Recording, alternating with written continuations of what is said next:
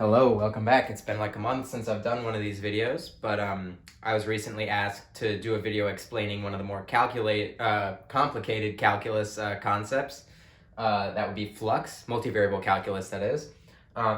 So in this video, I'm kind of gonna explain like how to derive or how to understand this formula for flux and also how to derive the normal vector. But it wouldn't be a Scrumptious Jimmy video if it didn't have a non-elementary integral in it. So of course there will be one. Granted, it's not as complicated as some of the others I've done, but nonetheless, still should be interesting.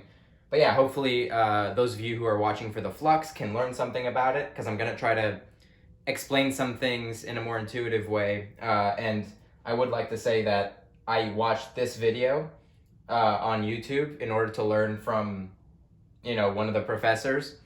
It was very informative, and after watching it a couple of times, I decided that the example he used was perfect, and his explanation was very solid. So I'm going to be using the same one, and that's why I just wanted to, cite my source, basically. But without further ado, I guess we should get into the problem. I came up with this one, what is it? Just we have our surface, we have our vector field, and we have our x and y ranges. So yeah, now that we know we have this problem, let me first try to explain some stuff about flux. So you've probably seen this formula before. If you haven't, I'll try to explain what it means. So we have this double integral over our surface, which I'll explain later. But anyway, we have f dot n. Let's look at that first. So we have our vector field, and this n hat represents the normal vector to our surface at any point. And we dot them because we basically, when we take a dot product, we're asking how much of, or how similar are the vectors, basically. So specifically what we're saying in this case is how much of our vector field goes in the direction of n hat, or normal to the surface, which means either outside the surface or inside the surface. And we do that for every little piece of area, surface area, ds. And we have this double integral over the surface because the surface is two-dimensional and we need two integrals for it. So hopefully that explains sort of what this means. But now I guess the question is, how do you solve for the normal vector? Because that's what you're missing. But also, you also need your ds. But fortunately, we can get both of those with one stone. So now I'd like to start with this example I got from that video. So I drew the first octant here, and we have this surface. We're just going to call it S, just because. And the way we're going to divide up the surface into, infinitesimally small bits of surface area, we're going to do that with parallelograms, but basically rectangles I thought made more sense. Because I want the vectors to be aligned with the x and the y axis, which, basically they're just going to be infinitely small in length, and our parallelograms / rectangles will be infinitely small in width. No, not width, area. Anyway, so, and we're just going to, that's going to be our ds, but you'll see. So we're going to call this little area delta s. So just like a bit of surface area of our surface. I know I didn't draw this very well, so bear with me. Okay, so pretend that this is like infinitely small and I just zoomed in, because obviously that's, we're going to have to get ds somehow. That's not ds. But let me start off by saying that we already know that in order to form a parallelogram of any sort, we only need two vectors starting from the same point. Two different vectors, that is. So we do have two vectors here, and this would become a rectangle if the angle between those vectors was 90 degrees, or pi by 2. But we're going to do some operations with those, and you'll see why. So I'm going to name the vectors really fast. Let's say A and B. These are going to be our vectors. And let's immediately notice, let's recall that when we take the cross product between two vectors, hopefully it's all coming back to you now, we get the area, or the magnitude of the cross product will give us the area of the parallelogram they form. So here, for example, if we took the cross product of these and took its magnitude, we would get this little bit of surface area delta S, just because that's how cross products work. So let's write that down here. Let's write magnitude of A cross B is going to equal delta S. Okay, And also remember when we take a cross product that the direction of the vector, the resultant vector, will be normal to the two vectors you crossed, aka orthogonal. So in this case, if both of our vectors lie on the surface and we cross them, that means the direction of your resultant vector will be normal to both of these vectors. And since they're both on the surface, that means it's going to be normal to the surface itself. So now you know where we get the n hat from, but it's not easy to derive. You'll see. Okay, so let me just write that the direction of A cross B is in the direction of normal, the normal vector. So now what we want to do is find out what A and B are, because obviously we're getting places if we want n hat ds, and we've got n hat, and we've got something that's going to take us to ds. But anyway, we have to figure out a way to express these vectors. So let me start with vector A. We're going to say it originates at some point x, y, and I'm going to say instead of z because notice our surface, well, yeah, we're going to use the example that our surface is defined as z equals function of x, y, because that's what our surface is like. So I'm just going to write f of x, y, because I'm trying to be general here, but this could be different if it was like parametrized or something. But yeah. So anyway, instead of z, I just replace it with f of x, y. So that's where our vector starts. It's this little point here I tried to draw. And then we have to figure out where it goes to. So I said that we want to choose vectors, or at least it made sense to me that we want to choose vectors aligned with the axes, because we can do a little approximation trick later. But first, we want to see where it goes to. So vector A here is aligned with the x-axis, so that means x is going to change, like the final position of this vector is going to be some delta x. Y isn't changing because it's in the same, y coordinate the whole time. Then it goes to f of x plus delta x and y, because as x changes, your f does as well. So now we want to represent this vector, and we've got its endpoint and start point, but nothing looks really nice here. But this is where you recall linear approximations.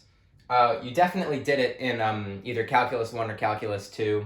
Let me try to remind you. For functions of just one variable, we had like f of x can be approximated as f of x naught plus df by dx. Let me try to write that a bit better. I'm just going to say f prime of x naught times our interval, which is basically this right here is x minus x naught. So this was the approximation we used in Calc 1 a little bit. It had a name. Was it like Euler's method or something? That might have been it. But either way, basically you evaluate your function at some start point, you differentiate it at that start point, and then you add the value of the function at the start point with the derivative multiplied by the interval. So obviously it's an approximation because a derivative is instantaneous.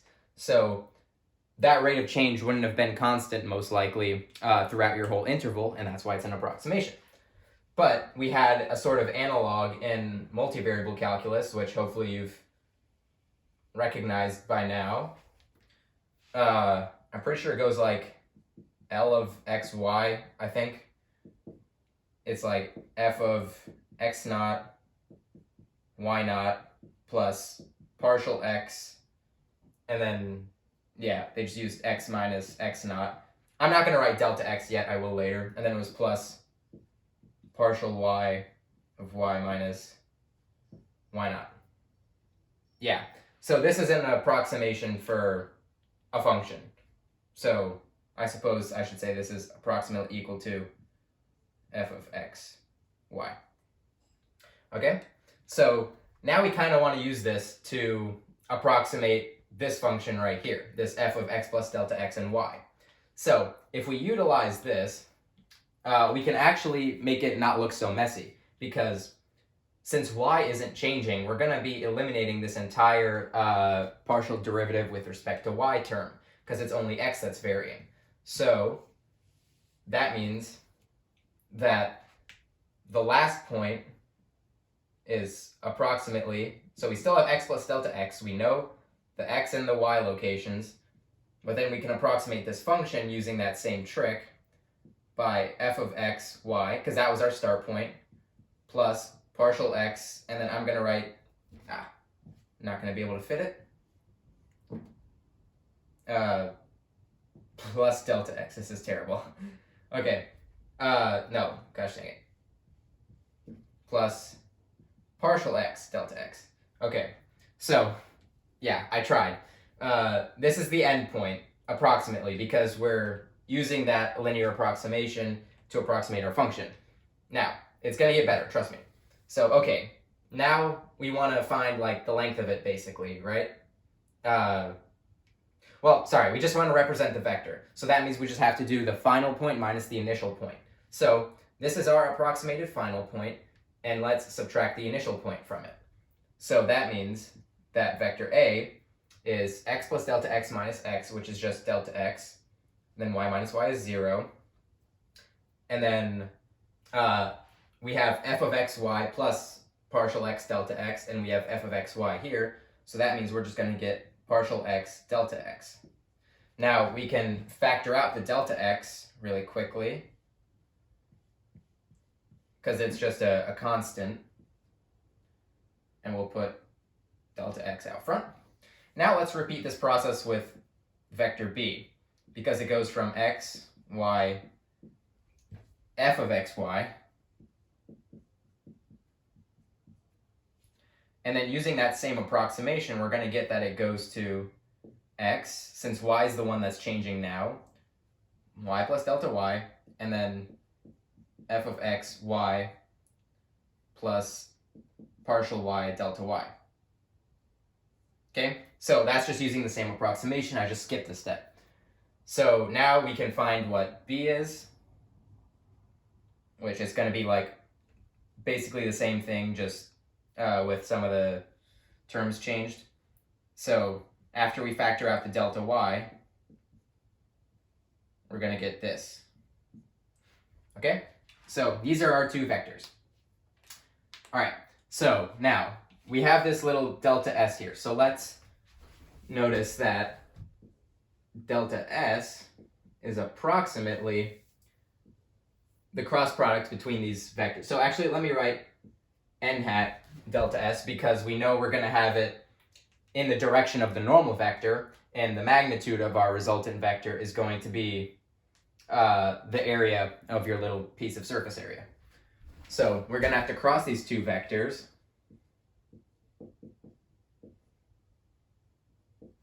I'm going to write that, need some space. And I'm keeping the constants at the end, because you're allowed to do that. It's a linear operation. So, here. Okay, cool. So we've got all that. Now it's obviously still approximate, which is a problem. But it can be very easily solved if we take this down from the delta scale to the delta s and the delta x, delta y, to the ds, dx, and dy scale. Now, you might ask, why does that fix the approximation? Well, let's think about it. The only reason it was an approximation in the first place was because our interval, delta x, or delta y, was supposed to be finite. It was supposed to be like substantial, basically.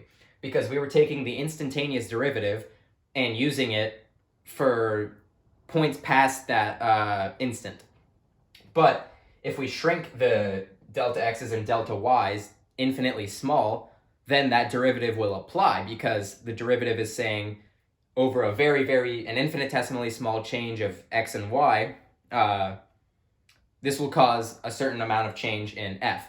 And since our interval is now that infinitesimally small distance, then it's no longer an approximation. It's just a fact. It's perfectly accurate. So we can therefore write that n ds equals the cross product of the two vectors dx dy. So there we go. We just got exactly what we wanted because we already know our vector field, and all we needed was the n hat ds. And we have dx dy now for a double integral, which is great. Yeah, okay. So this sometimes changes because obviously your surface could be like parametrized. So the process is a little bit different for that, but the logic is still the same. So yeah, now I suppose we should take the cross product. I'll erase all this. You remember that formula, I'm sure. Anyway, so we're going to start crossing these. I'm just going to write n hat ds though. So we're going to have the dx dy, and then we're going to need the cross product.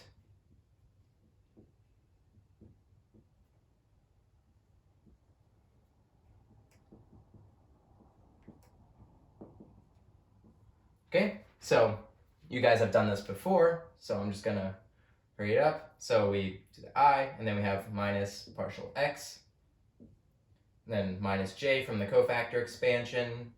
That would be positive partial y. And then k, its coefficient, would just be 1. I just took a bunch of determinants there if you missed what I was doing. Anyway, so this put together is minus partial x minus partial y, 1. So that's what our cross product is. So that means that n hat ds is equal to negative partial x, negative partial y, 1, dx dy. Okay, cool. So now we have a vector and our differential elements. So now, remember, since it was f dot n, that means we're going to have to dot our vector field with our normal vector. And then we'll be set. We'll be ready to evaluate the integral. Okay, so let's first plug in the partial derivatives for our specific function, because now that I've sort of gotten rid of the generalized approach, we can, work on our actual problem.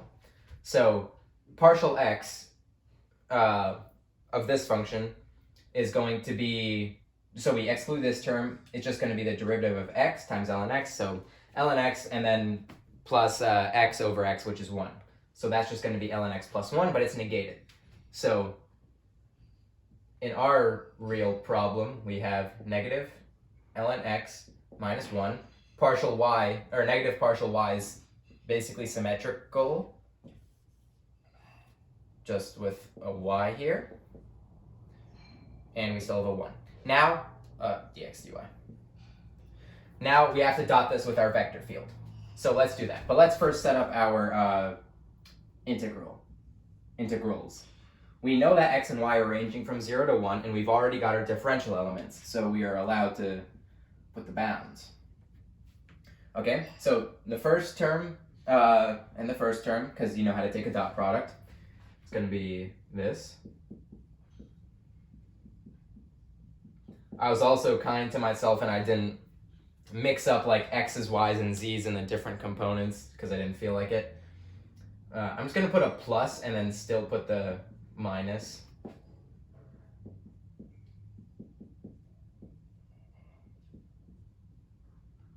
Yeah. Okay, so that is what our flux is equal to. Yeah? Okay, let me erase all this.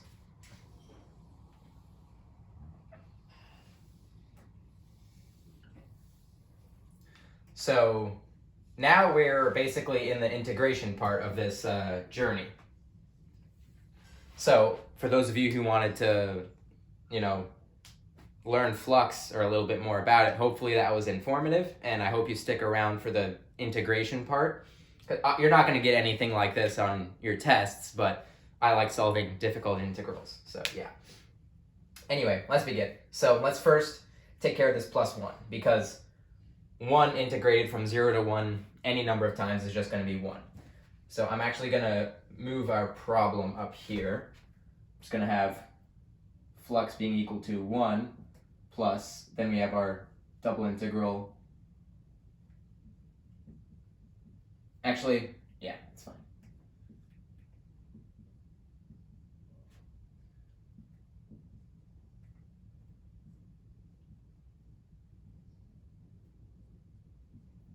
Okay, now I have some more room. All right, but now we want to look at the symmetry of this integrand, because let's split them apart. Let's look at this first term. So it's integrated with respect to x from 0 to 1, but then it's also integrated with respect to y from 0 to 1. But there's no terms with y in here, so that extra integral with respect to y is basically just a constant multiplier. And since we're going from 0 to 1, it's just a 1. So it's basically just a single integral with respect to x. And the same can be said for the y integral over here, because it's going to be that same exact situation, except the x term, or the x integral, is obsolete. So that means these two, since they are exactly alike, just with different variables, but that doesn't matter in a definite integral, they are actually both equal to each other. Which means, if we factor out the negative, it's just negative 2 times the integral. I'm just going to keep the x variable.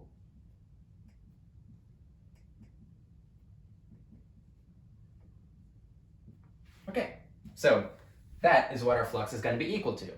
But this is a non-elementary integral, so we're going to have to do some, tricks with it. But first, let's split up this plus 1 from the rest of it. So pulling the minus 2 with it, because we have to, we're going to have integral from 0 to 1, 1 over x squared plus 1 squared dx. Now, this one's going to be pretty simple to evaluate, because it's perfectly set up for trig sub, so let's do that. Let me write, we're going to call this integral I, we're going to call this I sub 1. So for I sub 1, let's use the substitution x equals tangent theta, obviously. Our differential elements change as such. And then our bounds are going to go from 0 to 0 and from 1 to pi over 4, because arctangent 1 is pi over 4. And then we're going to get the secant squared in the numerator from the differential element, but using trig rules, we know that the denominator is going to go to secant squared squared. So after the cancellation, we'll get just a secant squared in the denominator, aka a cosine squared in the numerator. And now we can use some more trig identities. We know that cosine squared is equal to cosine 2 theta over 2 plus 1/2, or I just factor out the 1/2. Okay, so now for this 1, integrated from 0 to pi over 4 is pi over 4, but it pulls the 1/2 with it, so that's pi over 8. And then that term, we have the 1/2, but we're going to need another 1/2 for the u substitution. So that's going to be a 1/4 sine 2 theta from, let's do that, pi over 4 to 0. At pi over 4, the angle that you're taking the sine of is going to be pi over 2, so it's 1, and at 0, it's 0. So this is just multiplied by 1. So, okay, that's just a 1/4. So now we know that I sub 1 is equal to pi by 8 plus 1/4. So if we multiply these by minus 2, we're going to get minus pi over 4 minus 1/2. Okay, so now that was the easy part. Now this integral, its structure is very easy to work with if you're a specialist in non-elementary integrals. But really the scariest thing about this one is the bounds, because it's not from 0 to infinity, so a contour integral doesn't immediately work. And it's not like a well-known identity to begin with. Like trig sub isn't going to work or anything here.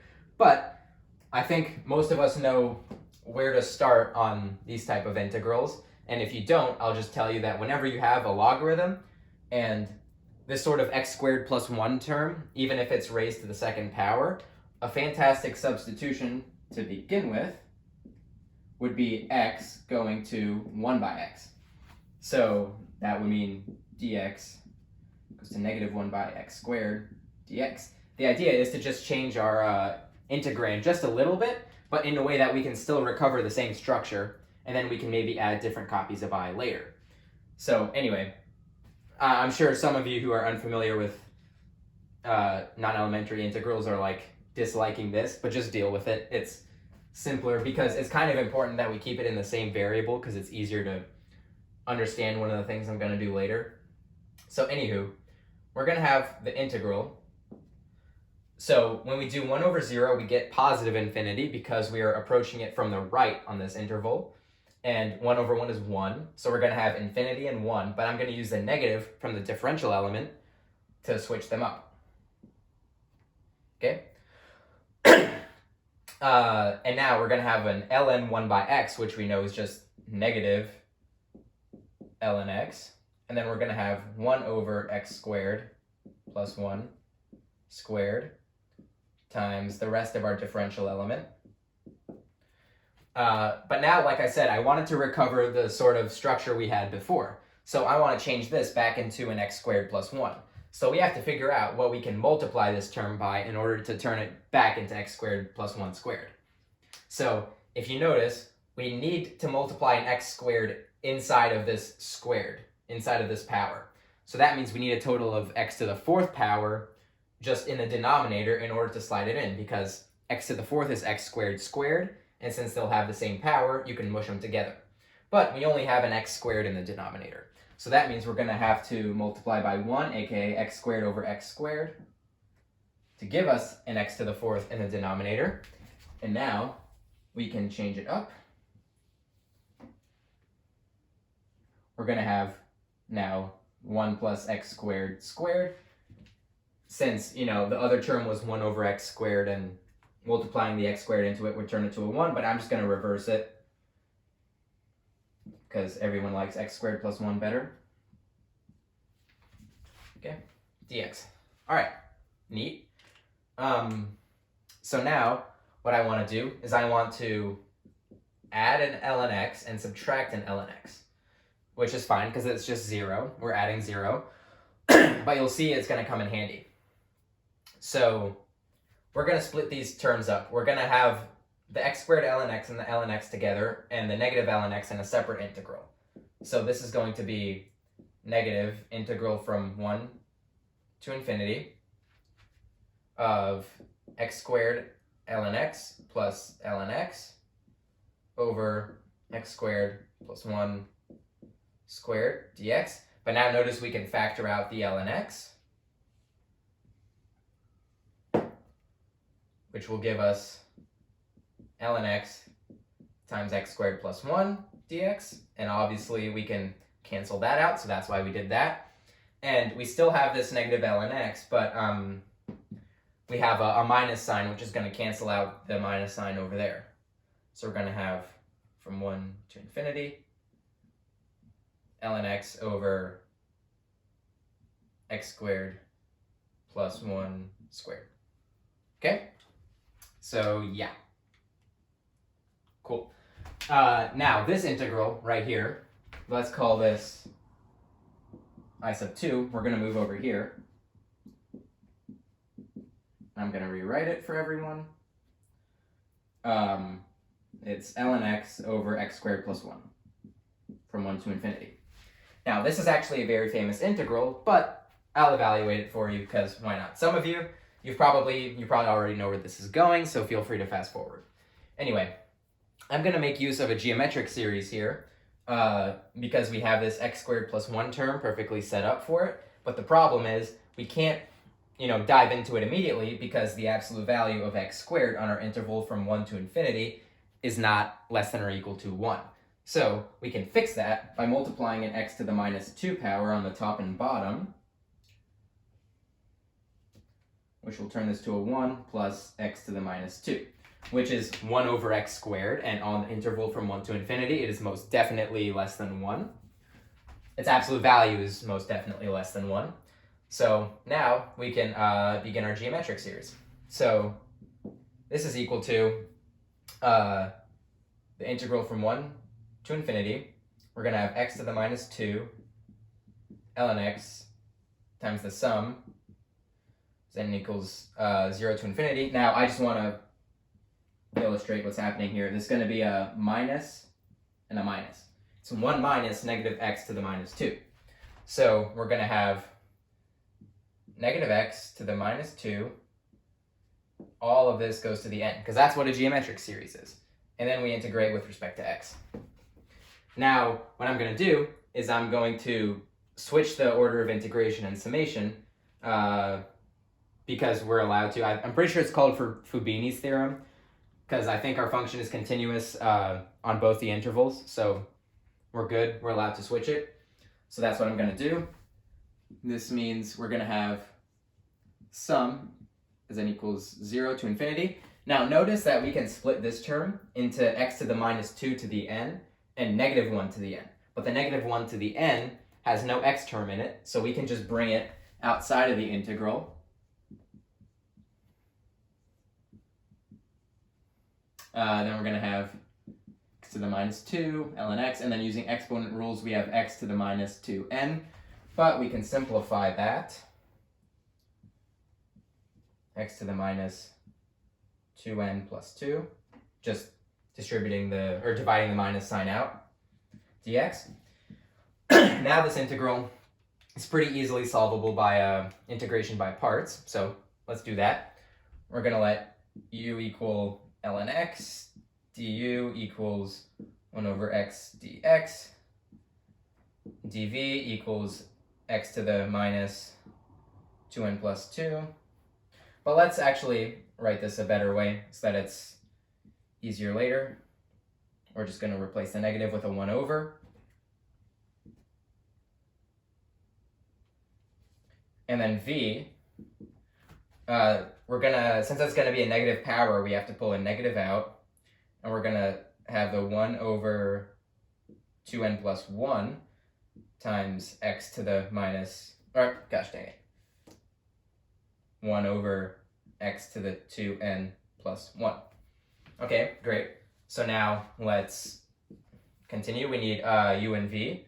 So we have negative ln x over 2n plus 1 times x to the 2n plus 1, evaluated on our bounds, on our interval. So let's notice at infinity, we have an indeterminate form, because infinity over infinity. But one use of L'Hopital's rule will obviously show that this term will collapse to 0 because the x term will outrun the natural logarithm in the numerator.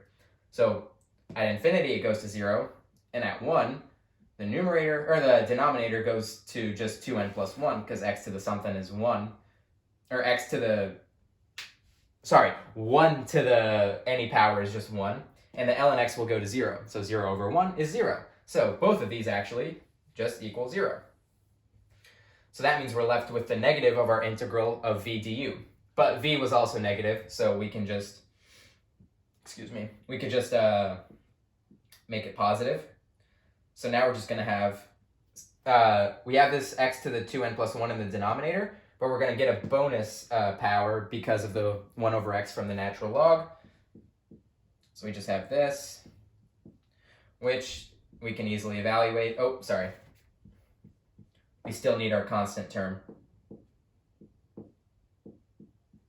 Like that. So now it's basically going to be the same thing over again. We have another minus, but now our 2n plus 1 is squared. And then we're going to have times 1 over x to the 2n plus 1 from 1 to infinity. Now at infinity, 1 over infinity is going to be 0. And at 1, this is just going to be 1. But keep in mind, we have to subtract the lower bound. So that's going to be negative, but that conveniently cancels out the negative we had over here. So that means that our integral comes out to this. Meaning, after we shove that back into the summation, we have negative 1 to the n over 2n plus 1 squared, which is famously equal to Catalan's constant. So yeah, that's the summation definition for Catalan's constant. And the integral I showed you is well known to converge to it, and that's just how you show it. Yeah. So, okay. So that's Catalan's constant. Where are we? We're here. So this is Catalan's constant.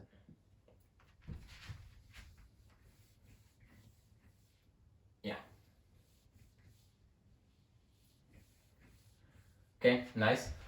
And now let's notice this integral here from 1 to infinity of the integrand can be written as, so keep in mind, this is still, we're looking at I. So that means this, because we just did a substitution on I and we got this. So that means I is equal to negative Catalan's constant plus this integral, but I'm going to rewrite this integral in a different way. I'm going to have it from 0 to infinity of ln x over x squared plus 1 squared. And I'm just going to subtract the integral from 0 to 1 of the same integrand, because these two combine into this. But now notice we've got I here and an I here. And it's going to be very useful to add those both together and divide by 2 on both sides to find another expression for I. So that means if we add both these versions of I together, we're going to get 2I equals negative Catalan's constant plus our integral from 0 to infinity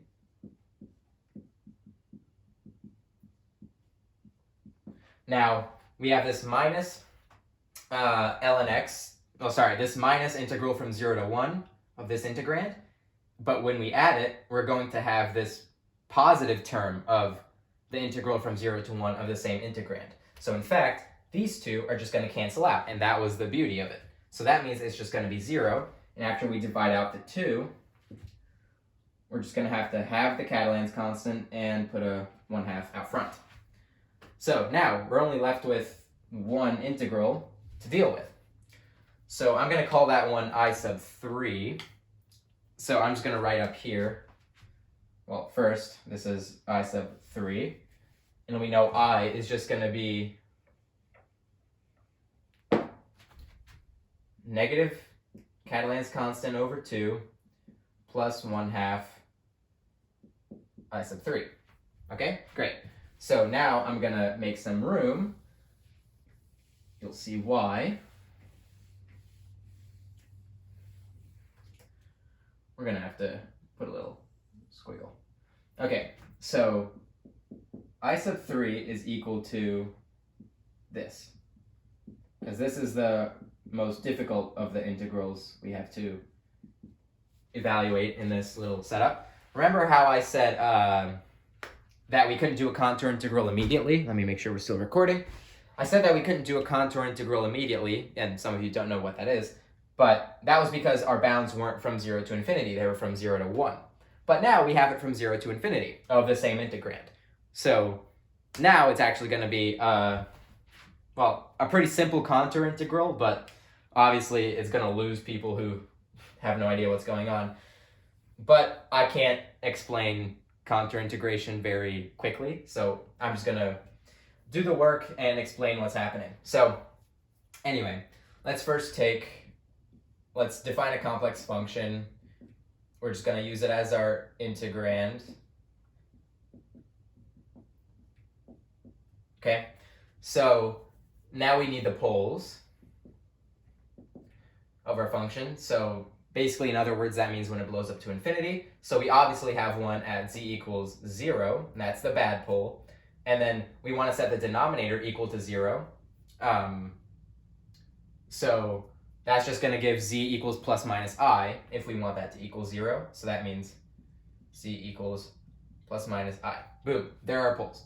Now, what do? We got to set up our contour. So I'll draw axes later. Or actually, no, that would be stupid. I'm just going to do this.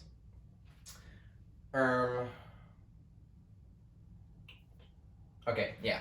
So this is going to be our real axis. This is going to be our imaginary axis. we're going to be using the top half of a circle, so a semicircle. We're going to integrate along the real axis. We're going to come all the way up. My goodness, that is a terrible semicircle. Let me try to fix that.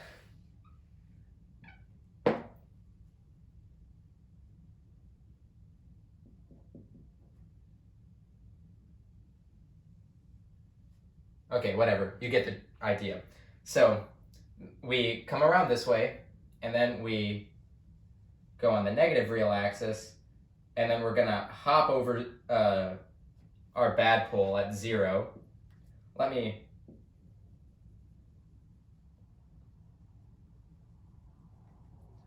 just so we know what's happening.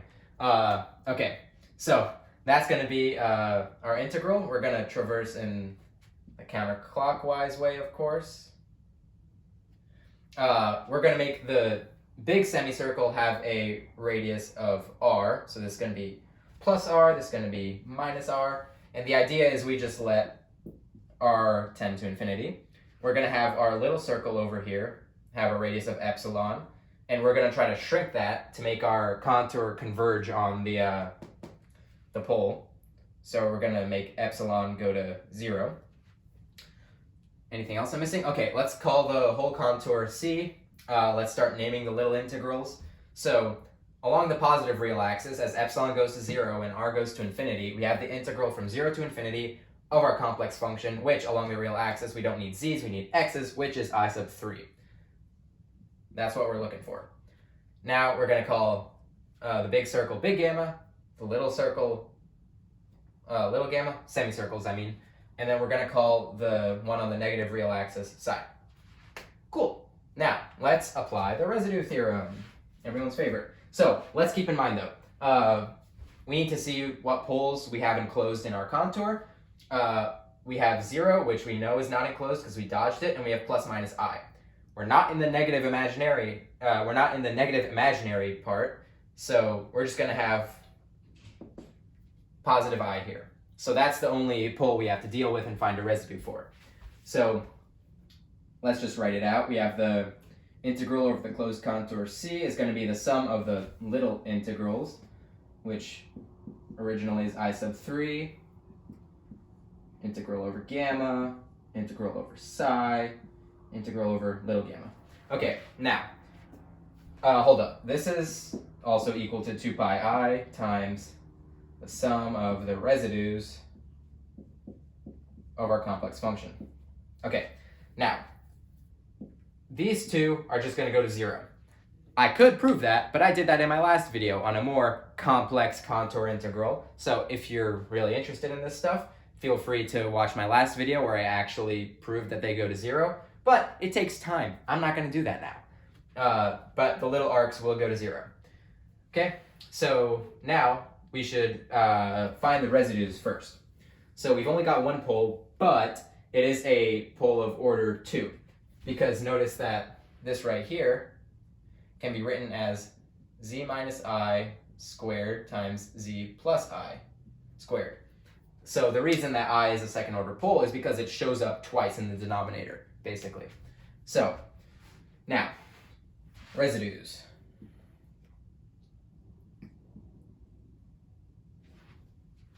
Okay, so for a pole of order 2, we're going to need the limit as z approaches our pole of the first derivative with respect to z of z minus our pole squared times our complex function, which is log z over z squared plus 1 squared.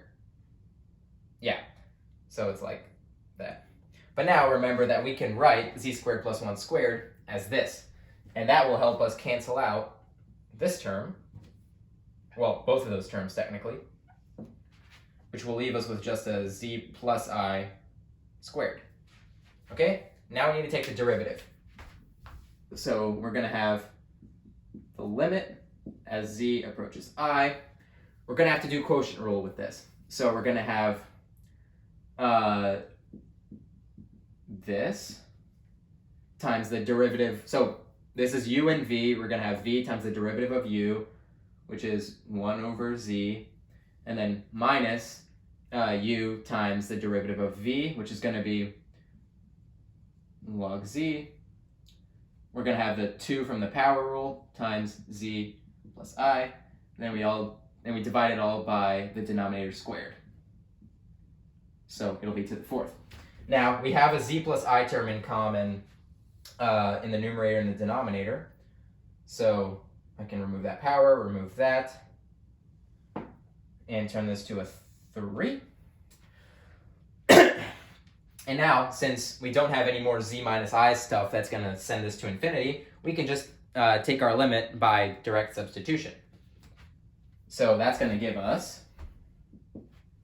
so plugging I into here, we're going to get 2i times 1 over I, which is just 2, minus 2 times the logarithm of I, which is just going to be I pi over 2.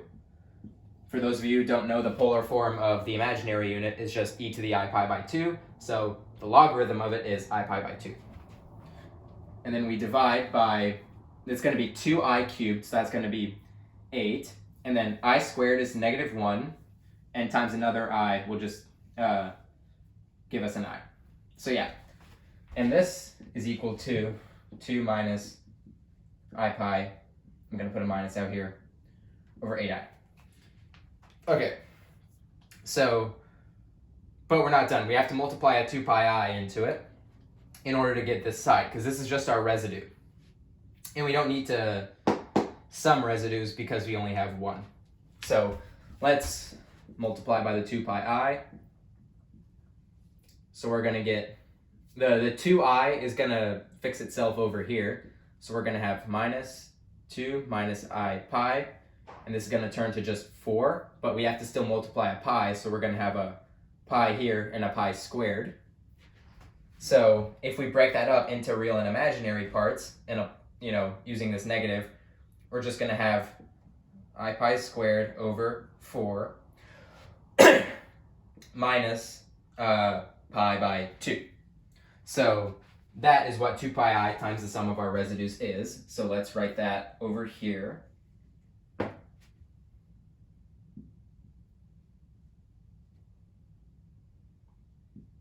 Let me make sure we're still recording. Cool. Okay. So, yeah, that's that. All right, nice. Now, the only thing that's left here to solve for I sub 3 is to evaluate our integral over psi, aka this one. So, let's do that. The integral over psi, if we apply the limits as r goes to infinity and epsilon goes to 0, is the integral from minus infinity to 0 of log z, or our complex function, basically. I'm not going to say it again. Okay, great. But this isn't very nice looking, so a great substitution that's going to solve all our problems is z going to minus z. So what's going to happen is our first dz is going to go to negative of our new dz. So if we take the negatives, we're going to have infinity and still 0 up here, but the differential element is going to give us a negative, which I can use to switch the bounds. Okay, like that. And then we're going to have log of minus z. And now the denominator is even, so nothing's going to change if we make z negative. Now log of minus z, we know we can split up using logarithm properties as log of z, because that's our modulus, plus I pi.